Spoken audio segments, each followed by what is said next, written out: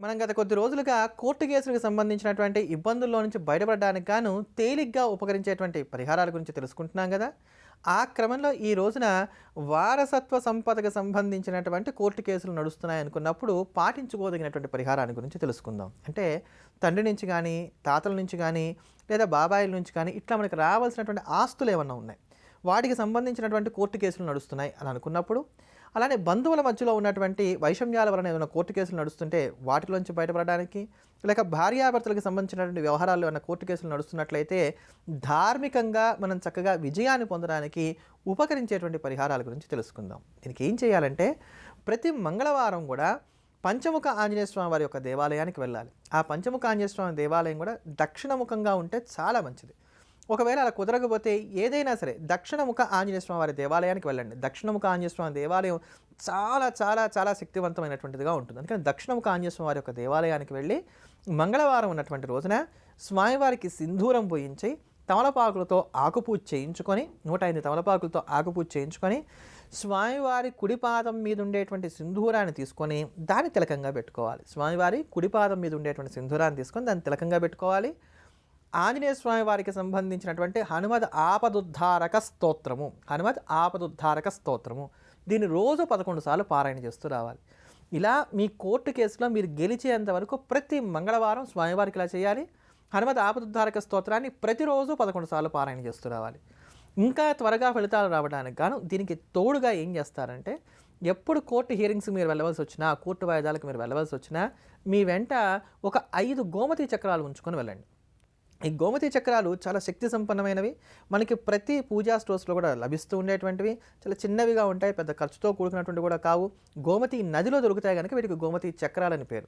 అయితే వీటిని తీసుకువెళ్ళేటప్పుడు నాభికి కింది భాగాల్లో ధరించకండి, పై జేబులో ఉండే విధంగా జాగ్రత్త తీసుకొని పెట్టుకొని కోర్టులో హాల్లో మీరు అడుగు పెట్టేటప్పుడు మీ శ్వాస ఏ నాసికారంధ్రం నుంచి ఏ ముక్కు గుండా వెళ్తుందో ఆ కాలు లోపల పెట్టి అడుగు పెట్టాలి. ఈ జాగ్రత్త మాత్రం పాటించుకోవాలి. ఉదాహరణకి గాలి కుడి ముక్కు వైపు నుంచి వెళ్తుంది అనుకోండి, కుడి కాలు లోపల పెట్టాలి. ఎడమ ముక్కు నుంచి గాలి వెళ్తుంది అనుకోండి, జాగ్రత్తగా గమనించుకొని ఎడం కాలే లోపల పెట్టాలి. ఇది కోర్టు హాల్లో అడుగు మొదలు పెట్టేటప్పుడు జాగ్రత్తగా చూసుకొని చేయాలి.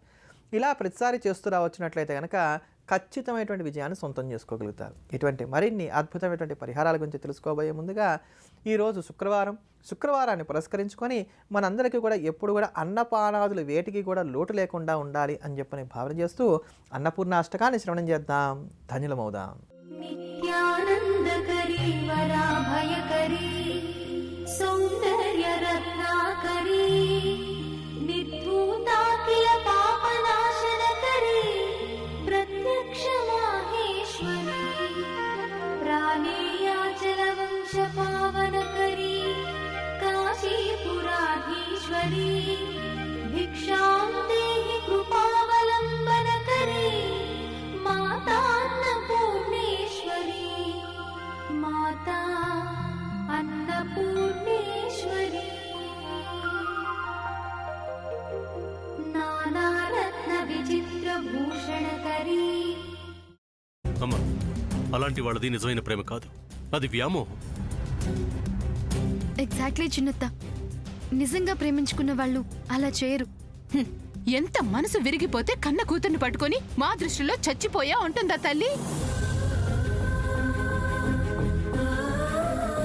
అది సరే అమ్మా, తన కూతురుతో తన మాట అనేటప్పుడు ఆమె మాటల్లో వ్యథా, కళ్ళల్లో బాధ గమనించావమ్మా? పెద్దబాబుకు బర్త్డే విషెస్ చెప్పు కూడా వెళ్ళాం కదా.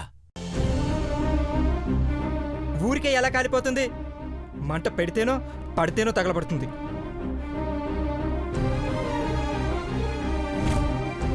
కరెక్ట్ చిన్నబాబు, నీకొచ్చినట్టే నాకు డౌట్ వచ్చింది. పార్వతే షర్టును తగలబెట్టిందనుకుంటా.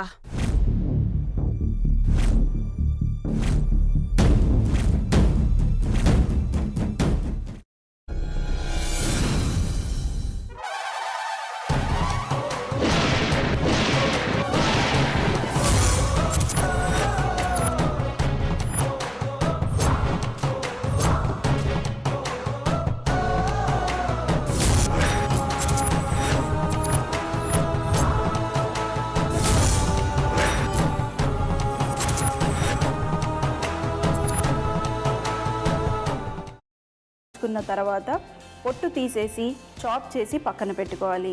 ఒక ప్యాన్లో కొద్దిగా నూనె వేడి చేసి అందులో ఆవాలు, మినప్పప్పు, శనగపప్పు, కరివేపాకు, సన్నగా తరిగి పెట్టుకున్న ఉల్లిపాయలు వేసుకుని 1 నిమిషం పాటు వేయించుకోవాలి. ఆ తర్వాత కాల్చి కట్ చేసి పెట్టుకున్న వంకాయని కూడా అందులో వేసుకుని బాగా మిక్స్ చేసి బౌల్లోకి ట్రాన్స్ఫర్ చేసుకుని అందులో తగినంత చిక్కటి పెరుగు లేదా పల్చటి పెరుగు వేసుకుని మిక్స్ చేసి అన్నంతో కానివ్వండి, చపాతీతో కానివ్వండి సర్వ్ చేసినా చాలా బాగుంటుంది.